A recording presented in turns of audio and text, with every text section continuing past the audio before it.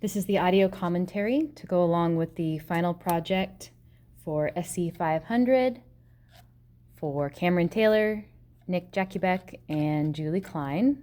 We are presenting chapter 14. If you begin on the title page, we'll walk through the introduction. Technology has been and continues to be integrated into every facet of our lives. Another dimension for educators to explore is how technology and music and arts can be blended for an enhanced and vibrant education. In this presentation, we will be exploring the following topics: issues in music and art, solutions to the issues, most used tools in music and art, integration methods, examples of technology in music and art, assessment tools, and finally a bio for members of the group. Here's a slide with links to each of the sections. First, an overview of the issues in integrating technology in music and art. Of the major issues we identified, funding. Both music and art classes are expensive, with extensive lists of consumable items, large equipment, specialized tools, annual upkeep, and expensive software suites. Also, computing needs. Typical Chromebooks or other one-to-one computers or tablets are not powerful enough to run top-grade software for music and art. Additional powerful workstations generally need to be purchased. Issues in music and art continued. Hands-on nature. Both music and art are typically hands-on classes, teaching skills with physical manipulatives rather than abstract production, developed digitally. Adding the amount of technology insisted upon detracts from those hands-on skills. Some solutions that we identified. Addressing specifically the technological aspect, there are lower grade programs that are free or much cheaper than the premium, fully developed suites. This would work for some, but not all, applications of technological needs and allow exposure to the kinds of technology available in the field. Tools. Finding small tools to add significance into the lesson with technology. Some software or technology would require its own class setting, but certain pieces of technology, if seamlessly integrated, can enhance a lesson and make teaching more efficient. Some of the most frequently used tools in music are sound systems, speakers, CD players, auxiliary cables, subwoofers. This provides the educator and students the ability to hear what they are working on clearly at the highest quality. This applies for recordings both professional and personal, for playback of digital constructs, and amplification and support of concerts and performances. Notation software like Finale. This is one of the industry standard products for digital music notation. At the very least, the educator should have a copy to be able to facilitate part writing or rewriting, worksheet building, test making, creating study aids, etc. There are also listening services like Spotify, Apple Music, and Naxos. These services offer enormous libraries of all kinds of music. Some are paid and others are free, but it allows both educator and student access to multiple recordings of certain songs and brings new and appealing content into the classroom. Also, YouTube. This provides basic audio for an enormous library of performances from all over the world, as well as providing video for every aspect of nuance one can have in music. It allows access to master classes from professionals and collegiate professors in any musical discipline or field. Some of the most used tools in art include Google Slides. It allows for presentations on various periods of art, projects, and works that students may not be able to see with their own search filters, an excellent tool for presenting the art of the world. Also, smartboards. They provide students with numerous examples of the artworks from various artists and art periods in large formats, so fine details can be seen and analyzed. An unmeasurable tool for presenting art and engaging students in discussions to form different opinions of art and the different meanings a piece may have. YouTube is also used in the art classroom. It can introduce students to art concepts, tutorials, and techniques that establish new skills in the students by introducing beginner tutorials that assist students in developing creating thinking skills, and their own unique art styles.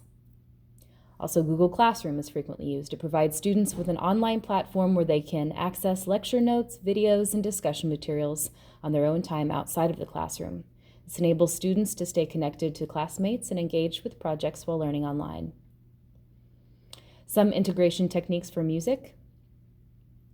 In this section, we included areas where music educators and art educators might be able to create classes that were specifically designed to integrate technology. So this is sort of a wish list for each of our teachers. If they could have the technology that they would have liked without any sort of restrictions of finances or tech drawbacks. So one class that Cameron had on his wish was for theory and composition class or a club. While some theory can be covered in ensembles, much more is necessary to be fully fluent musician. This class would be a fully developed music theory class with a Sibelius tutorial built in so that students could apply what they have learned into original compositions. I would love for both band or choir students and other non-musician, everyone is musician, students to take this and explore their imaginations orally. This would have applications for students to be able to write their own practice and study aids for ensemble classes. Another class would be a recording and mixing class or club. This is a long shot, mainly due to financial concerns. The cost of software, hardware, and equipment is astronomical. In this course, students would learn the basics of microphone and monitor setup, proper recording techniques, mixing skills, and digital modification. There would be potential for collaboration between theory and composition class and band choir for big projects and performances. This would utilize an enormous variety of musical equipment for recording software like Pro Tools and GarageBand. Some integration possibilities for art that Nick came up with were art history class or a club. While establishing the fundamentals in art is important, art history would be of great importance to the students as well. This class would focus on art history as a whole from prehistoric to modern day. I feel that this course would benefit my students because it will present them with an appreciation of human history through artwork. With this class, students will learn of the masters of the Renaissance and other famous art history moments and connect how the visual world around them has formed from different art movements. Another class would be anime and comic art class or club. I realize that this style of classroom is not normally found in a traditional curriculum. However, I have noticed that a large number of my students have a significant interest in anime, manga, and comic books. I would enjoy teaching students to create their own unique anime or comic book styles and characters. Not only would students be introduced to the unique styles of different anime and comic book artists, they would learn to incorporate their own creativity in designs and storytelling in unique art style.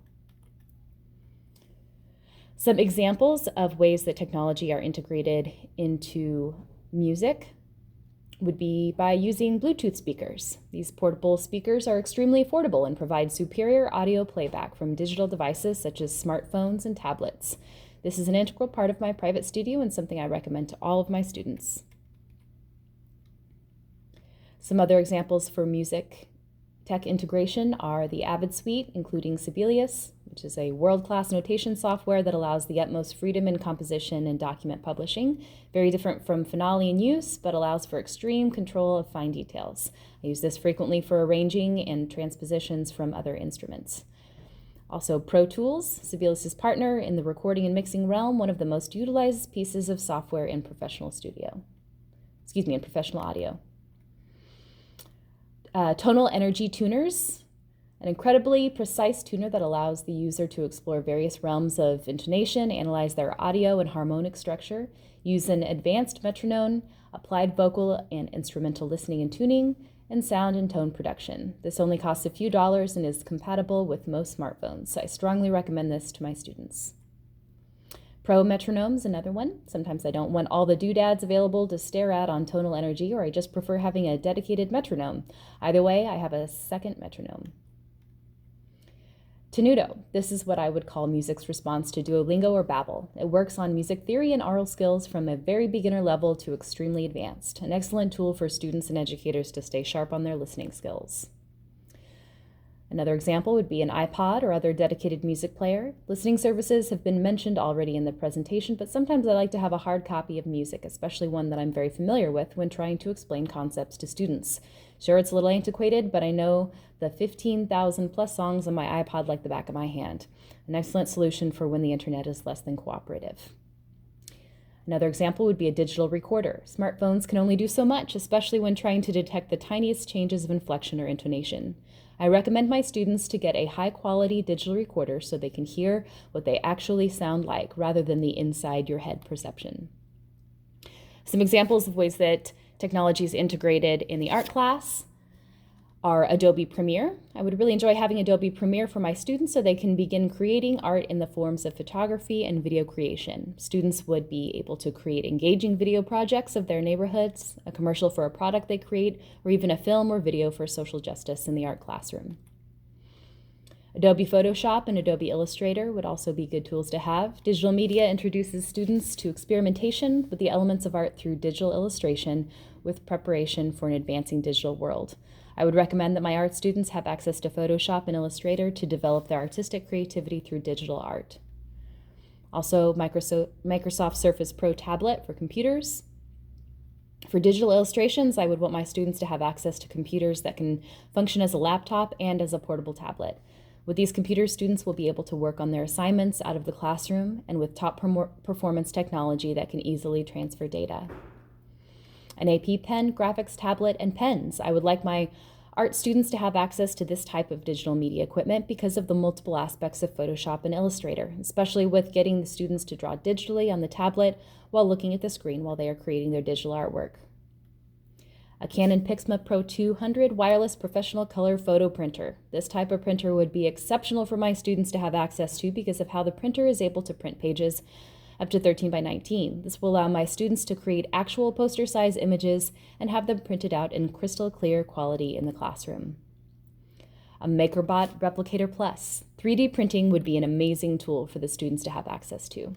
With the provided software, students would be able to create their own unique printmaking plates, sculpture components, and scale models of buildings and other artworks to include in their own art making and increase their understanding of different media art can come in. Nikon Z711 camera.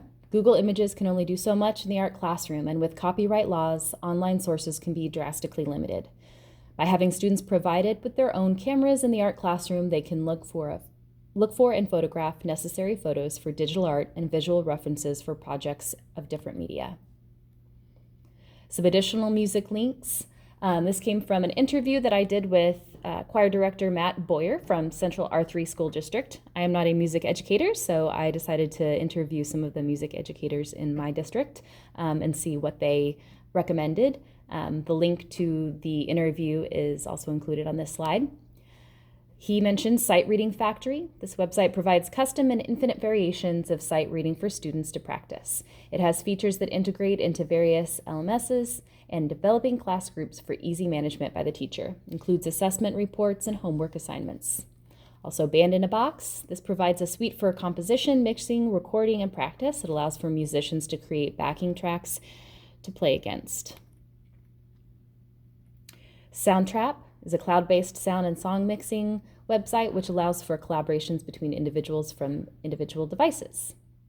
International Music Score Library Project. This website provides scores, parts, recordings, and many other features that are all available in the public domain. Very useful for gaining access to music for students, which may otherwise be unaffordable. Also provides scores that students can arrange and transcribe for different ensembles than the original. Some additional art links that might be helpful.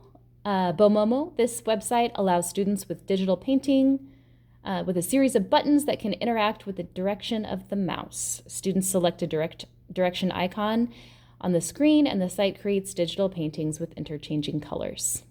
JacksonPollock.org, this site allows people to create paintings in the style of abstract artists like Jackson Pollock. With this, the direction and clicks of the mouse flings digital paint across the canvas. Students can create an infinite amount of paintings just by moving the mouse back and forth. Pixel Art, this is a digital art site that creates artwork in pixels. The site provides a wide variety of tools from painting to drawing pencils. Medibang, this is a free digital art software. This site provides an alternative to Photoshop and Illustrator with a variety of tools and instructional videos. There are also a multitude of assessment tools like Flipgrid, Kahoot, Google Forms, Quizlet, Blooket, and Quizzes. These were some that were mentioned from the art educators that we interviewed. And finally, our team.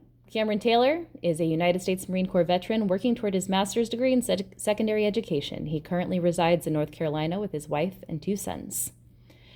Nick Jakubek is a high school art teacher in St. Louis, Missouri, working towards his master's degree. He lives in Oakville with his own studio in his apartment. And Julie Klein is a middle school science teacher in Park Hills, Missouri, working towards her master's degree in secondary education. She lives in Farmington with her husband and daughter.